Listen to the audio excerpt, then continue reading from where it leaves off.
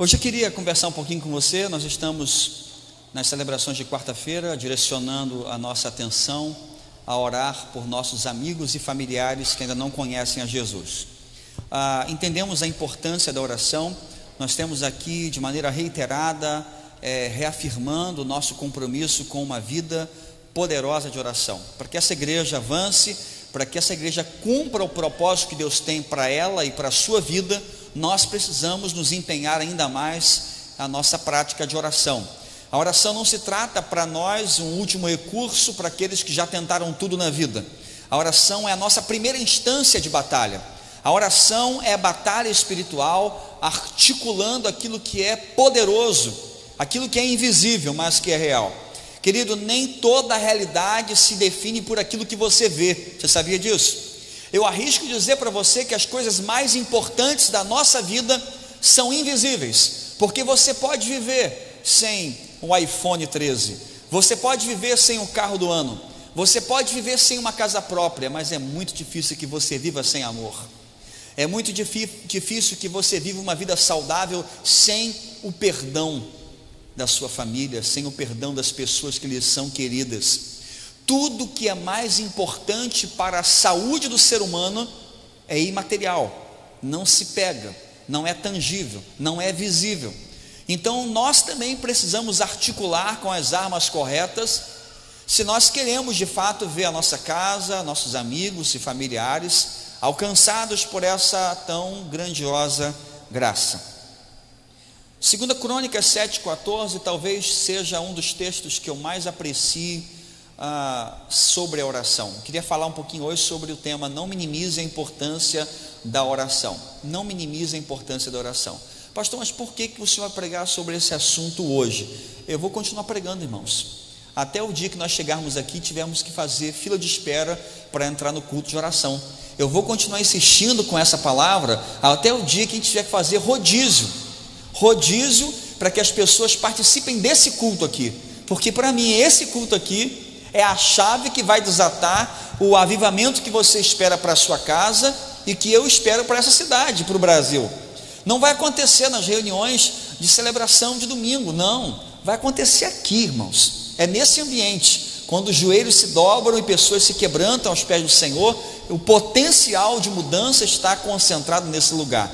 Por isso eu queria que você nessa noite não minimizasse o poder e a importância da oração em nossa vida. 2 Crônicas 7,14, texto que já li e preguei aqui algumas vezes, não vou pregar, só vou citá-lo agora. Esse texto: se o povo que se chama pelo meu nome se humilhar e orar e se converter dos seus maus caminhos, dos céus ouvirei, perdoarei seus pecados e sararei a sua terra. Uma promessa de Deus, que Deus poderia sarar a nossa terra. Eu quero isso para o meu Brasil. Você também quer isso para o Brasil, amém? Quantos aqui entendem que o Brasil precisa ser curado urgentemente? Então, meu irmão, em nome de Jesus, eu estava acompanhando hoje, acredito que, não sei se foi hoje ou se foi ontem, uma notícia que uma ministra do governo vai ser investigada pelo Congresso, porque está gastando pouco no seu ministério. Nós chegamos ao ponto no nosso Brasil em que o honesto e que o que lida de maneira honesta com dinheiro público, ele tem que ser investigado. Agora, aqueles que desviam bilhões e milhões parece que fazem aquilo que é devido. Estamos em um Brasil com valores invertidos, onde o criminoso tenta julgar e condenar o inocente. E eu estou orando, irmãos, pelo Brasil. Eu não sei se você continua orando pelo Brasil. Não parei de orar pelo Brasil porque acabou o mês de setembro, não. Nós precisamos orar pelo Brasil, porque é a nossa nação, e se nós queremos que o nosso lugar, nosso ambiente tenha paz, tenha tranquilidade, para que nós possamos continuar pregando, precisamos orar pelo nosso país, orar pelo Brasil. E esse texto, ele é uma promessa de Deus para nós. Olha, se o meu povo, você é povo de Deus, amém? Se o meu povo que chama pelo meu nome se humilhar e orar e se converter dos seus maus caminhos, o Senhor promete: olha, eu vou ouvir a sua oração, eu vou perdoar o seu pecado, eu vou sarar a sua nação, sarar a sua terra. Querido, existe um poder de cura e de restauração na oração feita com o coração quebrantado diante de Deus. É impressionante, irmãos, nós estudarmos, se você tiver a curiosidade de estudar o que aconteceu na Coreia do Sul nos últimos 50 anos, o que Deus fez naquela nação por conta de uma igreja. Começou com uma igreja que decidiu não parar de orar, uma igreja que decidiu se quebrantar aos pés do Senhor dia após dia, e o Senhor transformou aquela nação, transformou aquele lugar de maneira extraordinária, de maneira que ultrapassou uma nação pequena como aquela, ultrapassou o Brasil em muitos e muitos anos. Precisamos, irmãos, entender a importância da oração para a nossa caminhada. Eu gostaria que você abrisse sua Bíblia no texto de Josué capítulo 9, eu não vou ler todo o texto, eu vou pensar os versículos, porque o texto é longo, acabaria que nós iríamos envolver muito tempo aqui. Então eu vou narrar a história para você, fique com o texto aberto e vou, de acordo com a mensagem, eu vou extraindo alguns versículos desse texto. Esse texto de Josué capítulo 9 narra um momento da história do povo de Israel. Moisés havia morrido, levantou-se Josué como sucessor do povo, ele entra em Canaã em uma campanha vitoriosa, ele entra em Canaã vitória após vitória, a vitória que ele teve sobre a cidade de Jericó foi uma vitória extraordinária, sem uso de armas, sem uso de nada. O Senhor levou aquelas muralhas imponentes de Jericó ao chão, eles entraram naquele lugar, tomaram aquela terra. As notícias das conquistas do povo de Israel naquela região rapidamente se espalhou por todo canto, por todo lugar. Então o povo vinha numa campanha vitoriosa, e querido, eu tenho alertado isso para você, muito cuidado com a vitória, muito cuidado com a sobrevivência pós-Covid.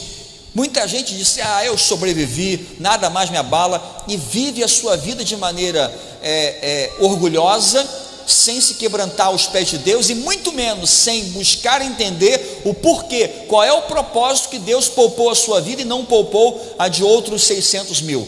Querido, precisamos ter a humildade para que, uma vez ultrapassando esse deserto chamado pandemia Covid-19, já estamos há quase 2 anos nessa luta, a gente chegue com o coração íntegro, com o coração humilde. E o que aconteceu aqui com o povo de Israel? Aconteceu que eles começaram a vencer vitória após vitória, e se existe algo perigoso na vida do crente, não é a derrota, porque a derrota na vida do crente leva ele para o chão, leva ele para o altar, leva ele para o quebrantamento e para o joelho.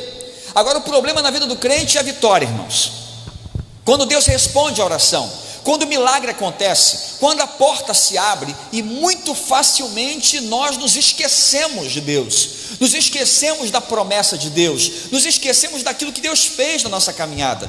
E aqui o povo então está vindo em uma caminhada, em uma trajetória de vitória, e então eles vão se encontrar agora com um outro inimigo, vão se deparar com um outro inimigo, os gibeonitas. Só que esses gibeonitas, eles olharam para o povo de Israel e entenderam o seguinte: olha, nós não temos como enfrentar essa nação poderosa de frente. Então eles recorreram a uma artimanha, a uma armadilha, a um ardil, diz a palavra. Eles então levaram alguns poucos homens, vestiram com roupas velhas e rasgadas, traziam nos seus cintos odres velhos, pães embolorados, e disseram assim: olha, nós viemos de uma terra muito distante, fazem um acordo de paz conosco, porque nós sabemos que Deus está com vocês, e nós não queremos lutar contra vocês. Só que Deus havia dado uma ordem, e a ordem é que eles não fizessem acordo com ninguém, a ordem é que eles entrassem naquela terra que o Senhor havia lhes prometido e desapossasse aquelas nações. Então o povo de Israel, queria que você atentasse para o versículo 14, olha o que diz o verso 14 de Josué capítulo 9. Os israelitas examinaram as provisões dos heveus, mas não consultaram ao Senhor,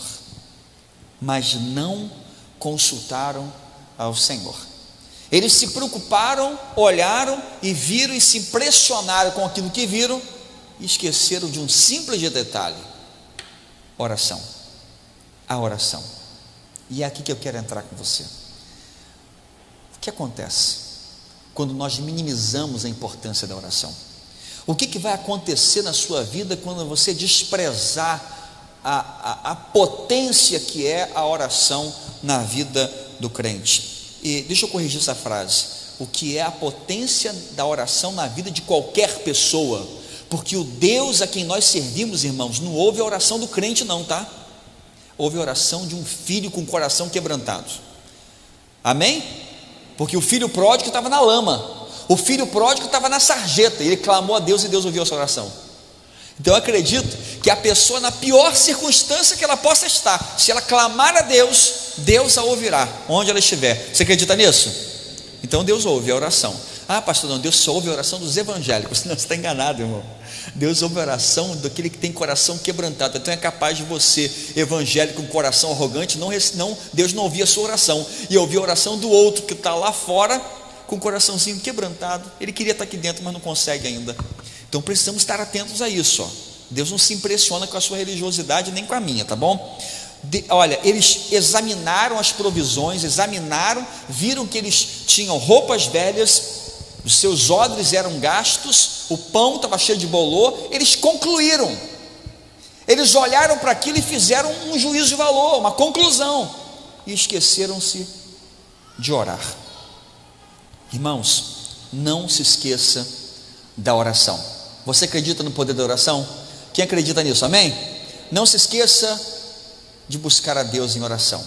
A oração é poderosa e o inimigo sabe disso, e porque ele sabe disso, ele fará de tudo para tirar você do propósito da oração, porque o inimigo sabe que a oração de um justo é poderosa, que a oração de um justo pode tirar alguém do inferno, da sua vida, e trazer para uma nova caminhada, porque ele sabe que a oração de uma pessoa pode mover destinos, restaurar a ordem, restaurar famílias. Ele vai fazer de tudo para que você não ore, para que você não se comprometa com oração. Irmão, preste atenção, que o inimigo reconhece o poder da oração e fará de tudo para que você tome suas decisões sem buscar a orientação de Deus, sem buscar a orientação do Senhor. O que acontece quando nós não oramos? Quando nós não oramos, o mal se une para nos atacar. Versículo 1 e 2 de Josué capítulo 9 declara: e souberam disso todos os reis que viviam a oeste do Jordão, nas montanhas, na Cefelá e em todo o litoral do Mar Grande, até o Líbano. Eram os reis dos hititas, dos amorreus, dos cananeus, dos ferezeus, dos heveus e dos jebuseus. Eles se ajuntaram para guerrear contra Josué e contra Israel. Os inimigos se juntaram, os inimigos fizeram alianças para que pudessem atacar o povo. Querido, quando você não consulta a Deus, quando você não está debaixo da orientação de Deus, você se torna uma presa fácil, você se torna vulnerável, você se torna um alvo para que o inimigo ataque. E eu arrisco dizer que quando o inimigo acha uma brecha na sua vida para atacar, ele não dispara uma seta, ele não dispara um tiro apenas, ele vai fazer de tudo para tirá-lo do propósito. Por isso que as bênçãos de Deus sobre nossa vida, elas vêm uma a uma, mas parece que o problema vem sempre acompanhado. Já reparou isso? Os problemas não respeitam a sua crise familiar, os problemas não respeitam a sua crise financeira. Espera aí, problema no meu casamento não vem agora, que agora eu estou com um momento financeiro complicado. Ele não respeita. O problema com o filho não respeita a sua enfermidade, vem simultaneamente, eles vêm um atrás do outro, porque o objetivo e o propósito é tirar você do caminho, é tirar você na sua jornada de dependência de Deus. Então tudo aquilo que o inimigo puder fazer, tudo que ele puder mobilizar para te atrapalhar, para frustrar você, para tirar você do propósito de Deus, ele assim o fará. Por isso que a palavra do Senhor nos declara em 1 Pedro capítulo 5, versículo 8, estejam alertas e vigiem, porque o diabo, o inimigo de vocês, anda em redor, bramando como leão, e procurando a quem possa devorar. Resistam-lhe, permanecendo firmes na fé. O convite do apóstolo é para uma resistência e para uma vigilância.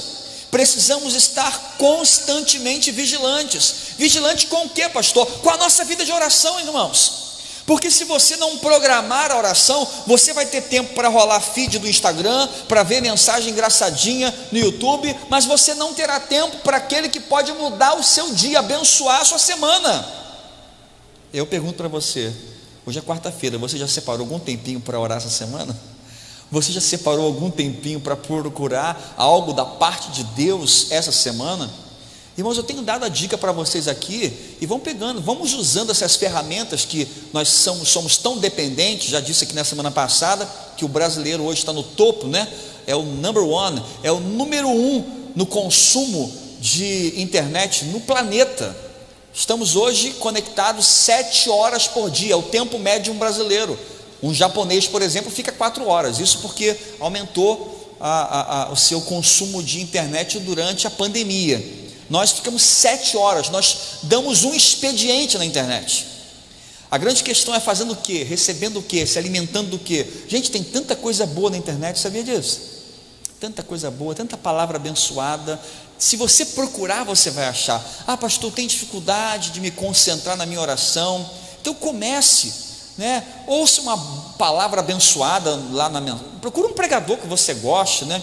Se este não lhe agrada, procura outro lá que você vai gostar. Tem muito pastor bom, eu digo, eu sigo alguns pastores, nem todos, porque eu não consigo ouvir algumas coisas não, mas sabe, tem uns pastores que são referenciais para mim. Eu ouço uma mensagem daqui, uma mensagem de lá, e como que isso abençoa a minha vida. Às vezes eu começo o meu dia assim, às vezes eu começo o meu dia, desço no meu gabinete, madrugada, e começo, faço a minha oração, leio a minha palavra, aí eu vou ouvir uma palavra, aí eu sento para ouvir uma palavra, eu quero ser ministrado, eu quero começar meu dia recebendo, e como aquilo abençoa, como aquilo te alimenta, como aquilo redefine as suas prioridades do dia.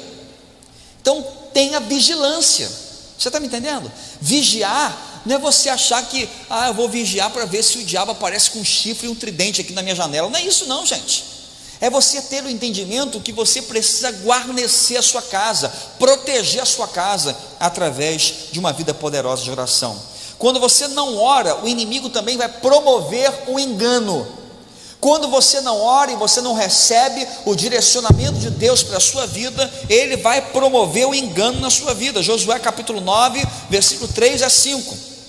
Contudo, quando os habitantes de Gibeon souberam que Josué tinha feito com Jericó e Ai, recorreram a Ardil, enviaram uma delegação trazendo jumentos carregados de sacos gastos, vasilhas de couro velhas, rachadas e remendadas. Os homens calçavam sandálias gastas, remendadas, e vestiam roupas velhas. Todos os pães do suprimento deles estavam secos e esmigalhados.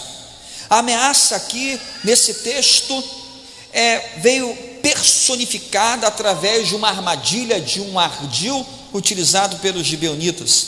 Eles fizeram ali uma maquiagem para não aparecer de maneira tão perigosa.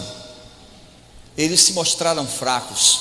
O inimigo se apresentou de maneira frágil. O inimigo se apresentou de maneira submissa. Somos fracos, somos teus servos. Olha só o nosso estado. E o povo de Israel se impressionou com a aparência, não consultaram a Deus, selaram um pacto que depois lhes custou muito caro. Querido, presta atenção numa coisa que eu queria dizer para você, e talvez não tenha sentido para você hoje, talvez amanhã o terá, mas não espere que o inimigo entre na sua vida. Não espere que o inimigo entre na sua vida, que ele bata na porta da sua casa. Aí quando você vai abrir a porta, aparece lá chifrudão, todo vermelho, um tridente na mão, e dizendo assim: eu estou aqui para destruir a sua vida, ou destruir o seu casamento. Não espere que isso não vai acontecer. Sabe por quê? Porque eu pergunto para você agora, se porventura você chegasse na sua casa hoje, fosse dormir, e à meia-noite você fosse na cozinha e chegasse lá, aparecesse esse chifrudão com tridente na mão, o que você faria? O que você faria? Você ia dialogar com ele? Você ia bater papo com ele? Você ia passar um café para ele? Você ia para o joelho e ia clamar pelo sangue de Jesus tem poder? E eu não ia, gente. Até o ateu ia fazer isso. O camarada fala, sou ateu, mas se ele aparecesse lá, botasse a cara, eu quero ver. Querido, se o inimigo aparecesse para você nessa forma, ele levaria você a fazer tudo aquilo que ele não quer que você faça.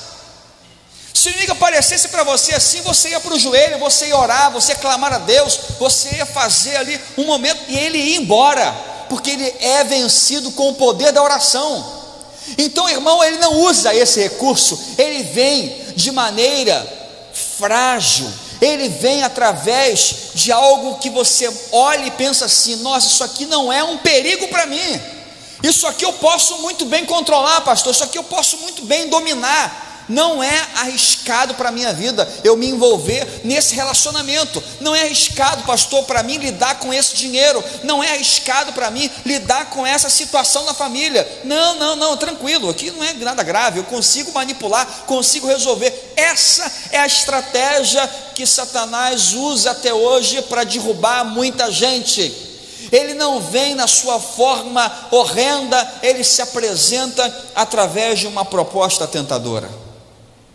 Ele se apresenta assim, e você relaxa do seu compromisso de oração. O que acontece quando nós minimizamos a importância da oração? Nós celebramos pactos malditos, pactos que não abençoam a nossa vida. Quando nós não oramos, nós não conseguimos identificar isso que eu acabei de falar, e acabamos celebrando pactos que não glorificam a Deus. Você acaba se comprometendo com coisas que não glorificam a Deus. Esse povo, ele fez esse ardil para quê? Para que fizesse um pacto, uma aliança com aquela nação. Versículo 9, eles declaram isso: queremos que façam acordo conosco. E eles fizeram acordo, porque o povo de Israel não orou, porque o povo de Israel deixou-se guiar pela sua visão, por aquilo que lhe era patente aos olhos. Querido, presta atenção na sua vida, presta atenção, porque na vida espiritual não tem meio termo. Ou você assina um compromisso com Deus, ou você está assinando um compromisso com o mal. Não tem meio termo, não, pastor, eu sou coluna do meio, nem para cá, nem para um lado, nem para um lado, nem para o outro, eu fico aqui no meio. Não existe meio termo. A Bíblia fala que há o caminho da salvação e o caminho da perdição. Se você não está no caminho da salvação, só tem outro caminho para você estar. Se você não está no caminho da perdição, você está no caminho da salvação. Não tem meio termo, gente, na vida cristã. E isso diz respeito a tudo. Então, quando você acaba sendo vulnerável e não consulta a Deus, você acaba se comprometendo com coisas que não abençoam a sua vida. Eu vejo histórias de amigos e colegas que riram de mim no passado. Riram de mim, porque quando eu era adolescente, eu fiz um pacto com Deus. E eu falei assim: Senhor, eu não quero ser como todo adolescente que eu conheço. Eu vou orar, eu vou buscar algo sério para a minha vida, e quero, quando namorar, que seja uma menina de Deus, porque eu tenho um propósito de ser pastor, então não tem como eu levar de qualquer maneira isso, precisa de uma coisa séria. Irmãos, eu fiquei 4 anos orando. Você imagina um homem bonito que nem eu, gente, assim, 4 anos sozinho. Depois eu boto a foto minha daquela época, vocês vão ver assim, Jesus, só com muita oração mesmo, só Jesus. Misericórdia, a imagem veio na minha mente agora. Oi. E aí, eu orei muito, fiquei 4 anos orando, irmãos. Aí você vê a foto do casamento, um projeto de gente, e a Raquel do lado, linda, maravilhosa, né? Eu orei muito, ela não orou nada, coitada. Deu mal, né? Não orou, não vigiou. Mas sabe o que acontece? Eu vejo muitos dos meus amigos hoje estão no 3º, no 4º casamento, ou ainda nem estão mais em relacionamento algum, vidas dilaceradas, relacionamentos complicados. Querido, preste atenção que você nunca perde nada em celebrar um acordo com Deus. Você nunca vai perder nada em se firmar um compromisso com Deus. Pastor, mas se eu firmar um compromisso com Deus, será que Ele vai me abençoar? Meu filho, Ele vai te abençoar muito mais do que você imagina. Se você está pensando uma coisa, Ele vem muito mais além de tudo que pedimos ou pensamos, é o que diz a palavra. Você nunca vai surpreender a Deus e você nunca vai ganhar de Deus.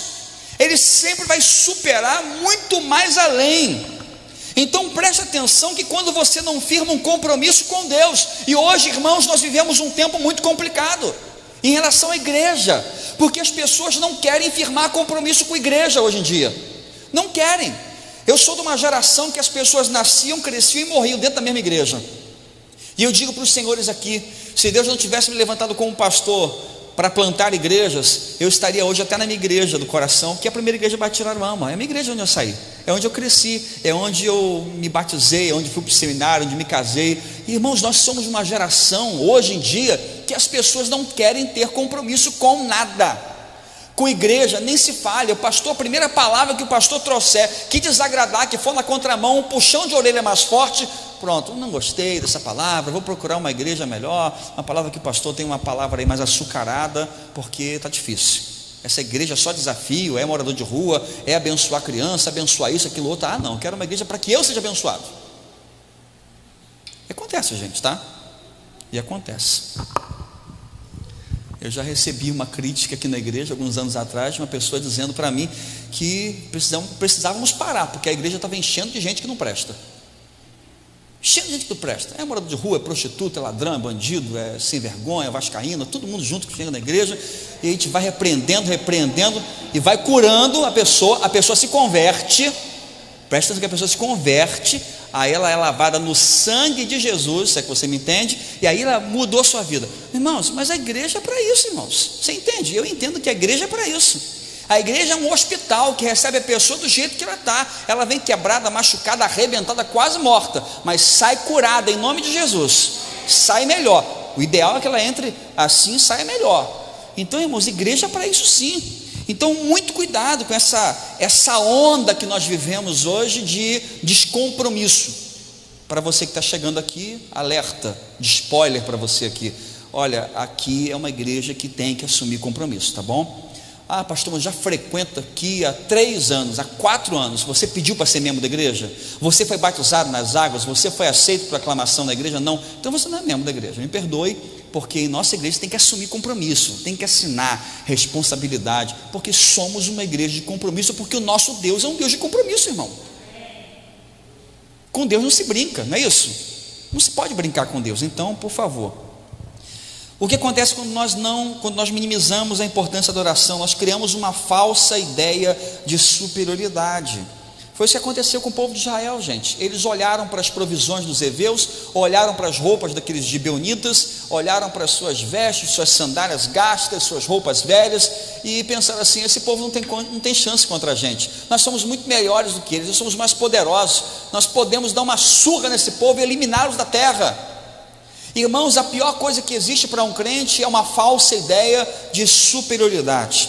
É você olhar para o seu inimigo e achar que você pode dar conta, que você é crente o suficiente, que você é espiritual demais, que você está acima do bem e do mal. Irmão, a Bíblia diz assim: aquele que está em pé, cuide para que não caia. Cuide para que não caia. Não é porque você já venceu esse vício há 20, 30 anos que você não precisa vigiar ainda hoje. Não é porque esse problema na sua vida, que foi lá no passado, que já está vencido, que você não precisa ser vigilante quanto a ele ainda hoje. Então não podemos ter em momento algum um sentimento de que chegamos a um status da nossa vida que não precisamos mais orar. Pastor, para que orar? 30 anos de crente, 40 anos de crente, já sei tudo sobre Deus. E eu digo para você que quanto mais o tempo passa, mais eu estou descobrindo que nada sei sobre Ele, que mais tenho a conhecer sobre Ele.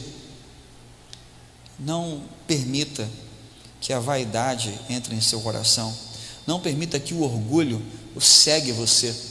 Seja sempre dependente de Deus, seja sempre humilde, seja sempre, todo dia, vai começar seu dia, tem nada de novo para fazer no dia, mas você começa: Senhor, me orienta, me dá sabedoria, me dá direção para esse dia de hoje. Sabe por quê, irmãos? Porque um dia mal vivido atrapalha a sua vida em 1 ano, em 10 anos.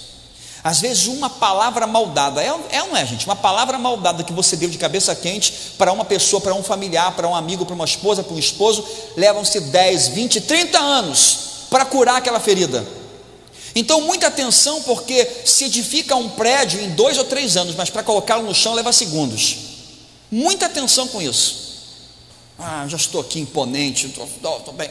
Cuidado, porque o inimigo é sagaz. O inimigo é sagaz. Quando nós não oramos, as mentiras nos desviam da palavra de Deus. As mentiras vão nos desviando da verdade do Senhor. Aquele povo, como o povo de Israel, como deu mais atenção às mentiras contadas pelos gibeonitas, eles se afastaram da verdade, assim como Satanás fez com Eva lá no jardim. Deus havia dado uma palavra para ela: não coma, não faça isso, não toque nessa árvore. E ela então comeu. Ela foi seduzida, ela foi enganada pelas palavras que Satanás havia lhe dito, dizendo: olha, se você tomar desse fruto, você será como Deus, conhecedor do bem e do mal. Por isso que Deus não quer que você coma. Muito cuidado, porque quando você não ora, você acaba dando mais atenção à mentira do que à verdade. É por isso, irmãos, que hoje no meio evangélico nós vemos muito forte a ideologia do mundo presente na vida de muita gente, crente. Eu fico impressionado, gente. Eu fico me controlando. Eu confesso para você que eu não gosto de ficar falando em rede social assim, coisa que não é direcionada para aquilo que eu estou trazendo para a igreja, desafio. Eu tento ao máximo não colocar nada fútil, nada que não seja assim, mais interessante, né? De vez em quando eu coloco o meu cachorro lá, tudo bem, mas fora isso não. Mas eu fico vendo crente, irmão, da igreja, irmãos, crente da nossa igreja, irmãos, começa segunda-feira já botando o horóscopo no Instagram, e me dá um arrepio, irmão. Eu fico pensando: Jesus, o que eu estou pregando naquela igreja que esse povo não entendeu ainda? Você que é isso, ascendente em tal. Eu falei: Jeová, meu Pai amado, acho que vou ter que ser mais enfático. Irmãos, quando você não conhece a palavra, a mentira de Satanás, ela vai se engendrando na sua cabeça. Você vai sendo enganado. E para terminar, gente, o que acontece quando nós não oramos, nós minimizamos a importância da oração? A murmuração acha lugar na nossa vida. Versículo 18 do texto que nós lemos diz que toda a comunidade de Israel se queixou contra a sua liderança. Já reparou que tem gente que está sempre reclamando? Você conhece alguém que sempre está reclamando de alguma coisa? Hein? Não olha para essa pessoa agora, por favor, não cutuca ela. Você está vendo? Essa é para você. Não faça isso. Finja que você não está aí. Olha só, preste atenção. Pessoas que sempre reclamam são pessoas que esqueceram o poder da oração. Pessoas que sempre encontram motivo para reclamar são pessoas que certamente não têm um compromisso sério com a oração. Porque quando você tem um compromisso com a oração, certamente você vai acordar todos os dias dizendo: as misericórdias do Senhor são a causa de não sermos consumidos, porque ela se renova a cada manhã. Grande é a tua fidelidade. Deus, muito obrigado por mais um dia de vida, porque você poderia hoje estar acordando na UPA de Araruama ou na sala vermelha de um hospital, entubado, mas você está na sua casa, saudável, feliz, com problema, eu sei, mas está na sua casa. Amém ou não amém? Então, glorifica a Deus, exalte o nome do Senhor, seja grato. Se existe algo que fecha o céu sobre a nossa vida, é a ingratidão, é a murmuração. Querido, não seja um murmurador. Da geração dos murmuradores de Israel, todos pereceram no deserto. O murmurador, o reclamador, sempre vai ver um motivo para reclamar, sempre vai ver: está chovendo, né? Meu Deus, não para de chover não? Engraçado, estava acabando a luz esses dias, porque as nossas represas estavam em baixa, não tinha como produzir energia. Aí Deus manda chuva, você está reclamando. Você prefere ficar no escuro? Então deixa chover, porque é bom que as nossas usinas vão produzir energia, o campo vai produzir alimento. Não é bênção? Atrapalha um pouco, atrapalha, eu sei, mas e aí? Olhe pelo lado bom. Seja uma pessoa grata. Para de reclamar, meu irmão, para de reclamar, porque toda vez que você reclama por aquilo que você não tem, você está esquecendo de agradecer por aquilo que você já tem. E eu tenho certeza que, embora você hoje não tenha tudo que você gostaria de ter, ei, Deus não tem abençoado você, sim ou não? Você não tem nada de bom para dizer: Senhor, eu tenho uma coisa boa. Quem tem uma coisa boa para agradecer na sua vida? Foca nisso, irmão, foca nisso. Sabe por quê? Porque sempre vai ter algo que você não tem. Sempre vai ter. Eu li a biografia de um dos maiores bilionários do mundo, chamado Rockefeller. À sua época, ele era o homem mais rico do mundo. Seria como hoje o Jeff Bezos, esse pessoal aí da Tesla, né? Bilionário. E uma pessoa, um repórter, perguntou para o Rockefeller, um bilionário da época, o homem mais rico do mundo, assim: vem cá, você já é bilionário, você tem uma riqueza monstruosa, o que você mais quer da vida? O que você quer trabalhando tanto, fazendo? Eu só queria mais um pouquinho. Só queria mais um pouquinho. O homem era bilionário, gente. O homem mais rico do mundo, ele queria mais um pouquinho ainda. Então preste atenção, porque a insatisfação gera insatisfação, a ingratidão gera ingratidão, e a murmuração vai gerar mais murmuração na sua vida.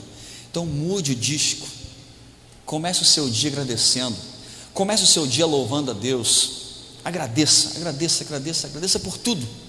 Agradeça. Comece o seu dia glorificando. Sabe por quê? Eu via muitos anos atrás, eu era adolescente, até hoje eu não me esqueço dessa palavra, um coração grato. Um coração grato atrai a graça de Deus. Uma pessoa grata, agradecida, ela tem um magnetismo para as bênçãos dos céus. Um murmurador é como se fosse um repelente. Um murmurador, um reclamador, não chega a lugar nenhum. Agradeça. Comece o seu dia orando e agradecendo a Deus. Não minimize a importância da oração. Ore mais. Amém?